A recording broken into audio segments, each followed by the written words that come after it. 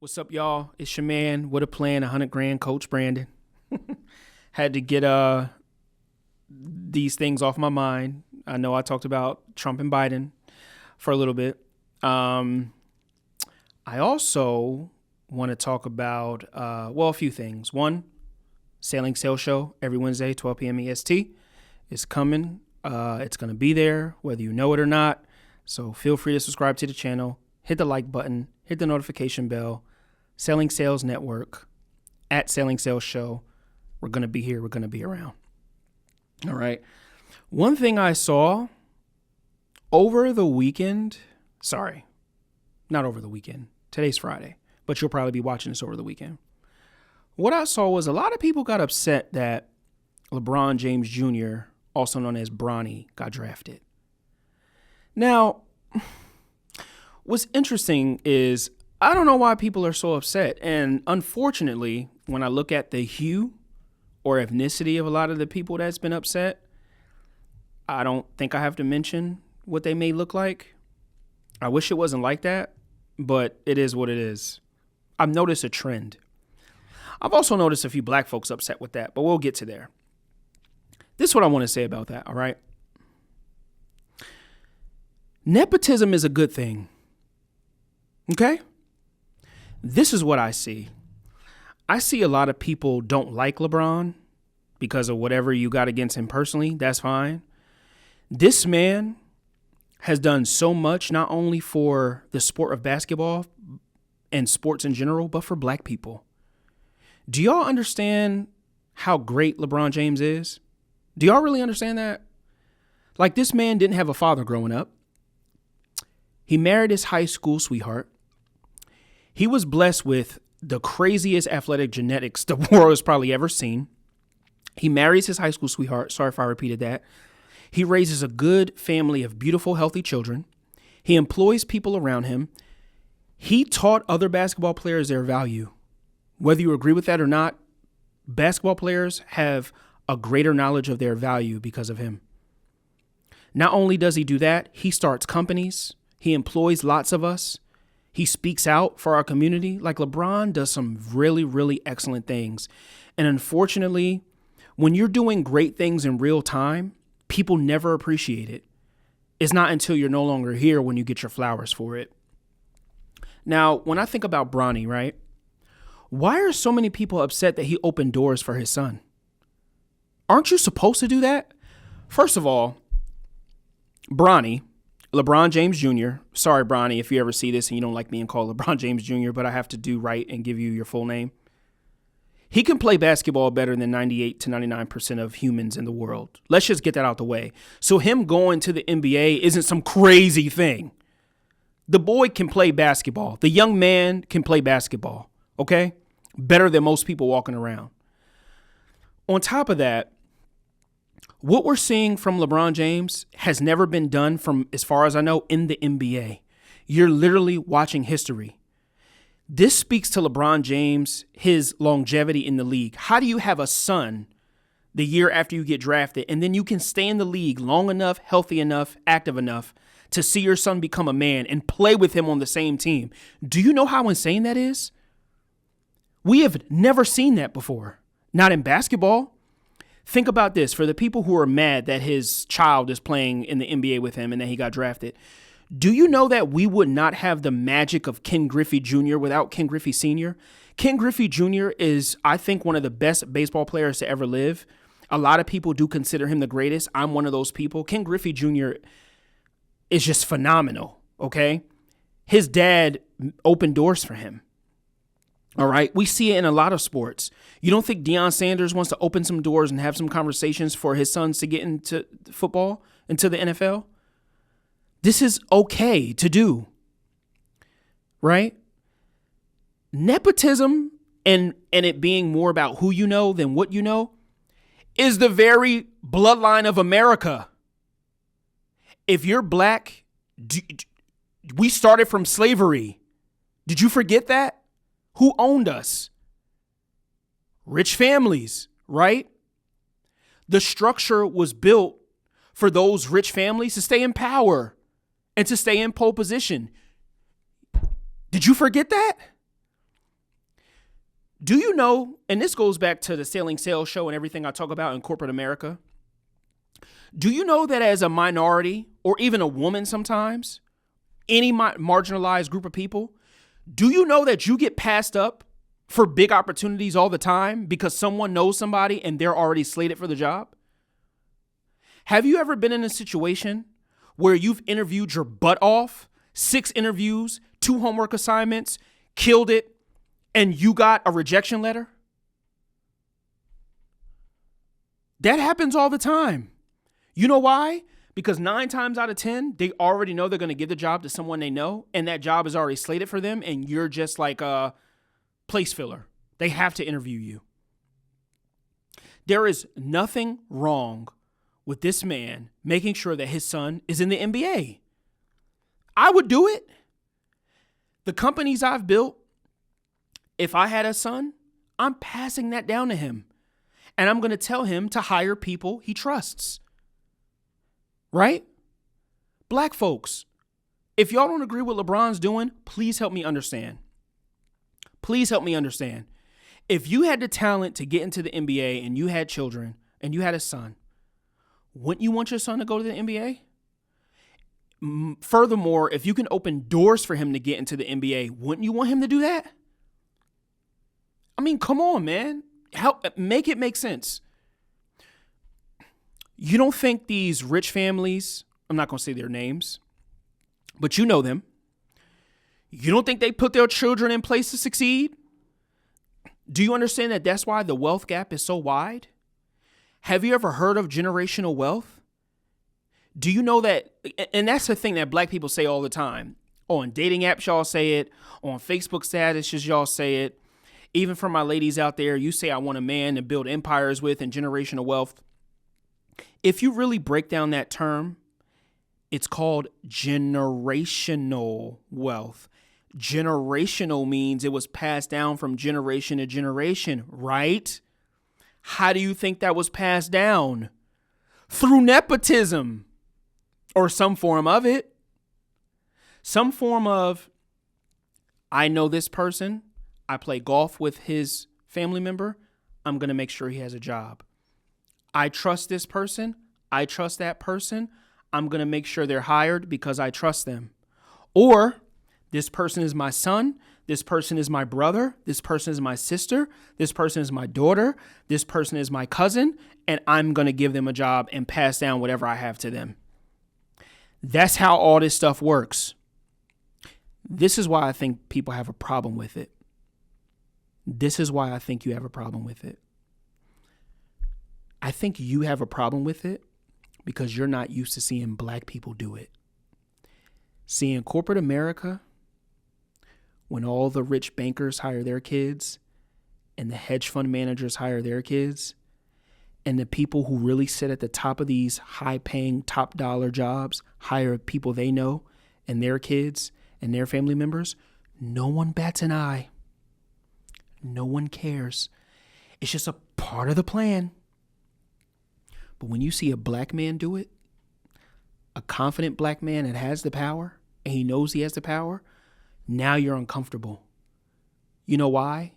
Because it doesn't go apart. It doesn't go with the program. For my Dark Knight fans, remember when Joker was in the hospital with Harvey Dent? Maybe I got the scene wrong, but Joker says, if I say I'm going to explode a hospital or rob a bank or a thug gets shot in the streets. Sorry, I'm messing up the quote already. He said, if I say that a thug died on the streets or a gang member got shot or something to this effect, no one bats an eye, right? Because it's all a part of the plan. But when I say I'm going to do something harmful, and I have to say that because we're on YouTube, to one little hospital, everyone loses their minds, right?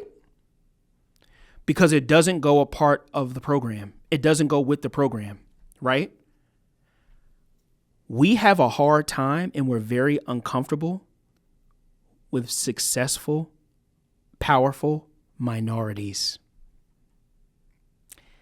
No one cares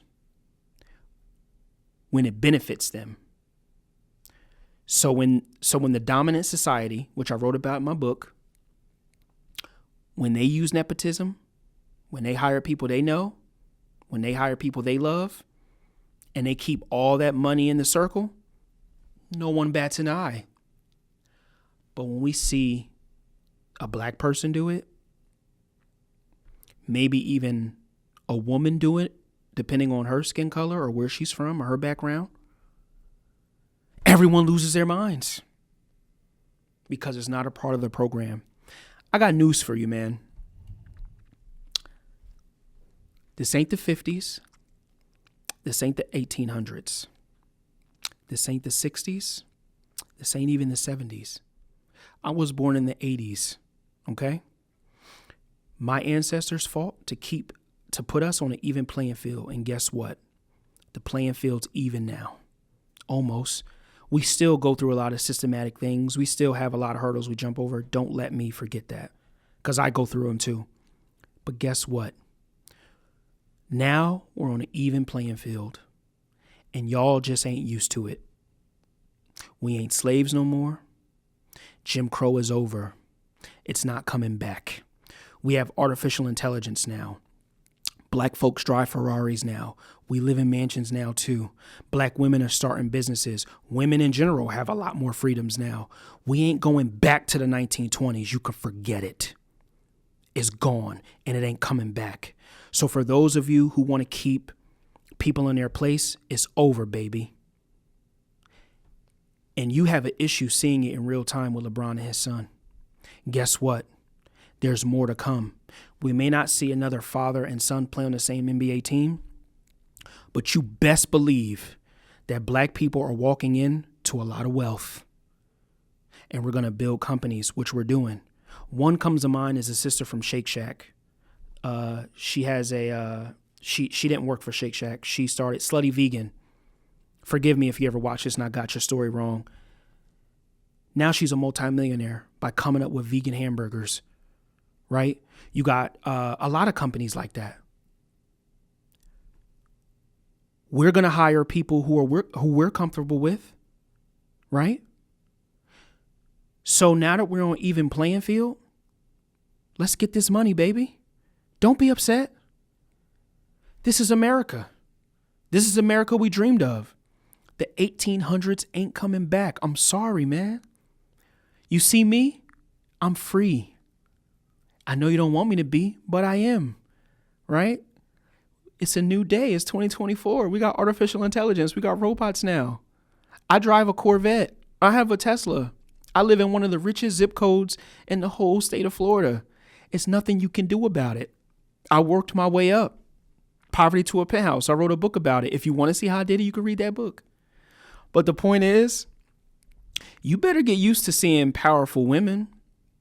You better get used to seeing powerful minorities. You better get used to seeing powerful black people, because that's the day we're in. So don't be mad at LeBron. Don't be mad at his son. All right? You want to create opportunities for your children. And if you got to step on somebody or promote your child or your family member over them, you would do it. I know I would. Right? I say all the time, I'm going to be the Black Walt Disney, right? Which I'm on my way. You don't think I'm going to hire people I trust?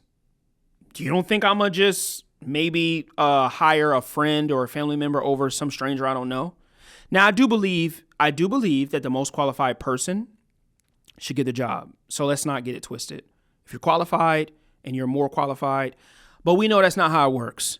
Because in this whole layoff economy we got going on, plenty of y'all are applying for jobs like crazy, right? You are going through the same thing I'm talking about. Someone has taken a position that was slated for you, and you were stepped over because they knew someone else and they had a better relationship with them. Whatever is good for the goose is good for the gander. All right? My suggestion to you is this: what you should do. If you have a problem with it, why don't you build your own company and start making your own rules? I did it. I quit my job. You think I'm playing when I say that? You know how I know I'm not? Look at me. I'm like a bum today. I don't even have a shape up. I'm usually not this unkempt.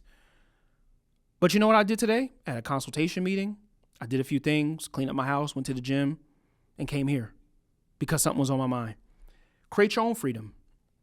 Start your own company and then make your own rules, right? But don't be upset at LeBron James and don't be upset at his son because you would do it too. I salute that man. I salute what he's doing to his children, with his children. I salute what he's doing to get them into the NBA. And I hope that his son, the other one, Bryce, I hope he goes to the NBA. And dag nabbit, if his daughter becomes the first woman in the NBA, I hope she goes to the NBA. I hope he opens doors for every single person close to him. I hope you open doors for every single person close to you. And I hope that I open doors for every single person close to me. And that is America. That is competition. Deal with it. Or go somewhere else. But you ain't going to do that. All right? Read and weep. You're looking at history. This may never happen again. Please appreciate people while they're here. Please appreciate greatness while you see it because it won't last forever. Now, with that being said, I hope that we take the time to appreciate him. I hope that we see that now this is an open world and a free country and that we can do what we want. And let's make this last forever. Especially my marginalized folks. Don't be dismayed. Don't be discouraged. Don't be mad. Just be better. Right? Build a company. Start a business. Give it to your children. If you play a sport or you're in music, entertainment, you own stores. I really met this really nice lady. I can't remember her name. This is the second time I'm bringing her up. She has a boutique somewhere in Florida, in my area. And I met her at a Gusto event. If you're seeing this, I salute you, what you're doing. She was the sweetest, nicest young lady that I met in a while. And she gave me her card and she subscribed to my channel. She's one of my first subscribers. We only had like 2. I don't got that many now, but this was months ago. And she's taking risks and she started her own boutique. And that takes a lot of risk to do. But she's not worried about what can come. She's doing what she got to do to succeed. She's opening doors.